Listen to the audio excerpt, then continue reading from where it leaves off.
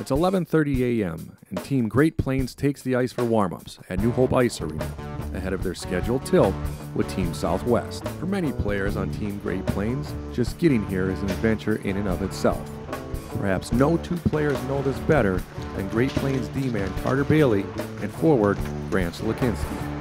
Bailey, who hails from Bismarck, North Dakota, and Slakinski, who resides in Warroad, Minnesota, spend a combined total of 24 hours, that's right, an entire day in a car round trip to get to Elite League games each week in New Hope.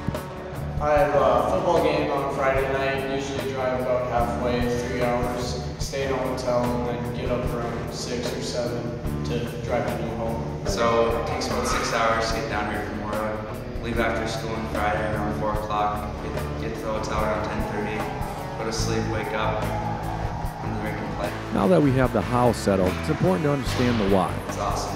The pace is incredible. It's so fast. It's unbelievable to play with all these great players. And fun being with the team, being part of something that you get to play with new people you don't really get to see or play against. Both Carter and Grant are looking forward to seeing their dedication in the fall pay dividends during the winter. Yeah, I think it should help a lot. Just one step ahead, hopefully, of everyone else. There are two givens if you're on Team Great Plains. You're going to drive a lot. That, and Scott Oliver and Chad Homerding are going to be your coaches. After 10 years behind an Elite League bench together, it's easy to see why calling the pair dedicated is an understatement, as their road to New Hope isn't much different than that of the players that fill their roster. My game starts at 5 o'clock in the morning, and I try to get on the road by 5:30. And then for an 11:30 game, and then I roll into St. Cloud. I leave from Crookston, Minnesota, roll into St. Cloud. I pick up Chad Homerding, and we roll on in here. We try to get here about an hour before. First thing we do when we get to the rink is we always fill out a lineup sheet, visit with the league people, the commissioner, and who's ever here, and make sure we know what locker room we're in, make sure we're getting to the right rink. Yeah, this year's kind of the first year he's been, picking me up and we've been driving down. It's all hockey. We'll kind of usually talk on his right now at 6:37 and kind of go through what we're going to do on Saturday for the weekend and plan to line up. And then, once we get there, it's a lot of hockey talk, just seeing how the week went for him and what's new with our team and with hockey in general. It's often been said that hockey players are creatures of habit. I guess the same can be said for coaches too, as the players settle in to their pregame routine. And then we try to visit with the players for a little bit individually. Well, we're talking about, we're playing from last weekend, or we're playing through the first 3 weekends, and what we think they need to do to take another step with their game.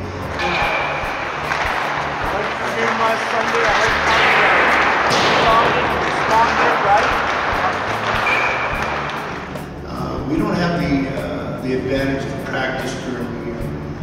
We come from too far distances for us to hold any practices. So really, what we do prior to our game, what we do in between periods, what we do after the game becomes very important to our development with what we're doing.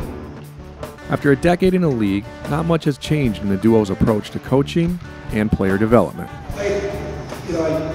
Besides the names of the kids, it's a group that always wants to play and puts in a lot of time to get better at hockey. Our Great Plains kids, we've always had hard-working teams, and it's just been a lot of great kids over the years. And there's no question the development and the exposure are the best that you're going to find anywhere. So what we always try to do is challenge our players to take another step, to continue to bring their game to another level. I love what this league does for the development of players. I love the relationships that we're able to develop with the players, seeing them move on to play junior hockey, seeing them move on to play college hockey. I think we have a very good template that we've used over the past 10 years. We play everywhere. We don't have a first line, we don't have a fourth line, we don't have a first power play or a second power play. If your line's up, you're on the power play. If your line's up, you're out there man short.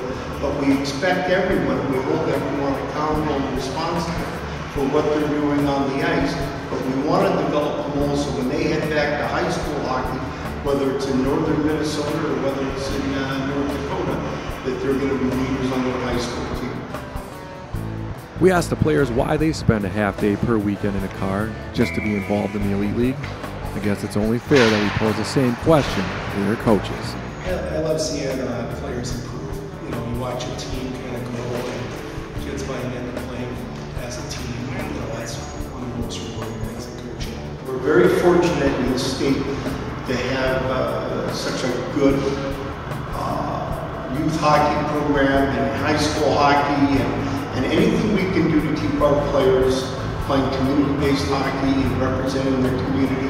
I think you got to be loyal to your teammates, loyal to your classmates, loyal to your community, and playing in this league enables us to keep these players happy.